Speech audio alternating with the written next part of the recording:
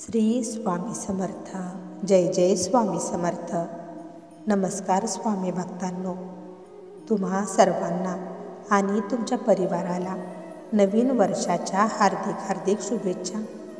हे नवीन वर्ष आणि येणारे पुढील सर्व वर्ष हे तुम्हाला खूप सारे सुखाचे, आनंदाचे, भरभराटीचे, प्रगतीचे जावो, हीच आपल्या स्वामीचरणी मी प्रार्थना करते. स्वामी भक्तांनो, आज स्वामींचा संदेश घेऊन मी तुमच्यासाठी आलेली आहे. चला तर मग पाहूया स्वामींनी आज तुमच्यासाठी कोणता संदेश पाठवलेला आहे. स्वामींना तुम्हाला आज काय सांगायचे आहे. तर स्वामी भक्तांनो, व्हिडिओमध्ये 2 चित्रे दिलेली आहेत. त्यापैकी तुम्हाला आवडेल ते एक चित्र तुम्ही निवडा. जे चित्र तुम्हाला जास्त स्वतःकडे खेचत असेल तर त्या चित्रातील संदेश हा तुमच्यासाठीच स्वामींनी पाठवलेला आहे, हे लक्षात घ्या. जर का तुम्हाला दोन्हीही चित्र आवडत असतील तर हा पूर्ण संदेश तुमच्यासाठीच आहे. संदेश सांगण्याआधी मी तुम्हा सर्वांचे स्वामी बोल या आपल्या चॅनलमध्ये मनापासून स्वागत करते. तर स्वामी भक्तांनो, आता पाहूया स्वामींचा आज तुमच्यासाठी काय संदेश आहे ते. ज्यांनी हे चित्र निवडलेले आहे त्यांच्यासाठी स्वामींचा संदेश काय आहे ते पाहूया. स्वामी म्हणतात, बाळा, हा संदेश तू जर काळजीपूर्वक ऐकलास तर तू तुझ्या कितीतरी संकटांचा सामना अगदी धीटाने आणि धडाडीने करशील. बाळा, जी काही समस्या तुझ्यावर सध्याला ओढावलेली आहे त्यात तुला मार्ग आम्ही नक्कीच दाखवू. तू काळजी करू नकोस. तुला जर तुझ्या कामात यश मिळत नसेल तर तू जरा तुझी पद्धत बदलून बघ. विचार करून समस्या ह्या सुटत नसतात तर उलट वाढतच असतात. त्यामुळे शांत डोक्याने विचार कर. रागात घेतलेले निर्णय हे नेहमी नुकसानकारकच ठरत असतात. त्यामुळे बाळा, कोणताही निर्णय हा रागाच्या भरात घेऊ नकोस. मला माहिती आहे, खूप जणांनी तुझ्या ह्या सध्याच्या परिस्थितीला पाहून तुझा अपमान केलेला आहे. त्या लोकांना बोलून काहीच उपयोग नाही, कारण त्या लोकांची मानसिकताच ही खालच्या पातळीची आहे. त्यांना त्यांच्या वाईट कर्माचे फळ हे नक्कीच मिळणार आहे. बाळा, चिखलात दगड तू जर मारलास तर तो चिखल तुझ्याच अंगावर उडेल. म्हणून त्या घाण विचारसरणी असलेल्या लोकांकडे तू पूर्णपणे दुर्लक्ष कर.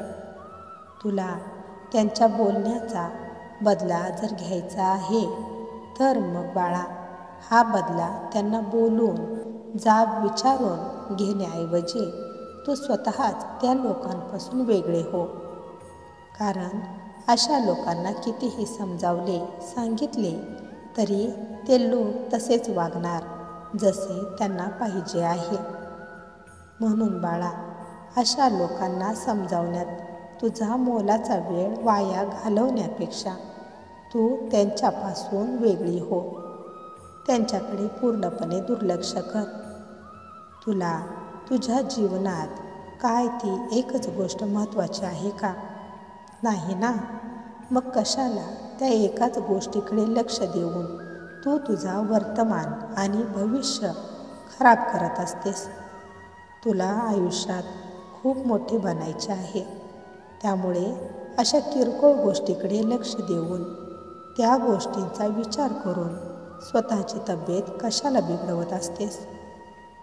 बाळा, उत्तर द्यायची वेळ आली की नक्कीच त्यांना उत्तर द्यायचे, पण तोपर्यंत तू सतत तोच विचार करून स्वतःला जो त्रास करून घेत असतोस तो बंद कर. आणि बाळा, तू घाबरतेस कशाला? तुझा जो अपमान ज्या लोकांनी केलेला आहे त्यांना मी शिक्षा देणार नाही असे तुला वाटते का? तर असे नाही बाळा, त्या लोकांना शिक्षाही होणार. त्यांना त्यांच्या वाईट कर्माची फळे त्यांना नक्कीच मिळणार. जे कोणी माझ्या बाळांवर अन्याय करतात त्यांना आम्ही कधीच माफ करत नाही. बाळा, तू एकटी नाहीस.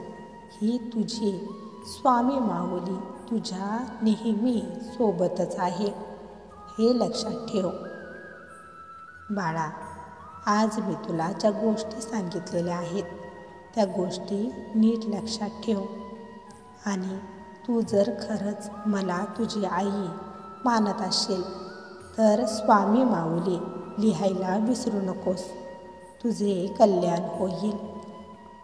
ज्यांनी हे चित्र निवडलेले आहे त्यांच्यासाठी स्वामींचा संदेश काय आहे ते पाहूया. स्वामी म्हणतात, बाळा, आजचा हा संदेश तू जर मन लावून ऐकलास तर तुझ्या खूप हिताचे ते ठरेल.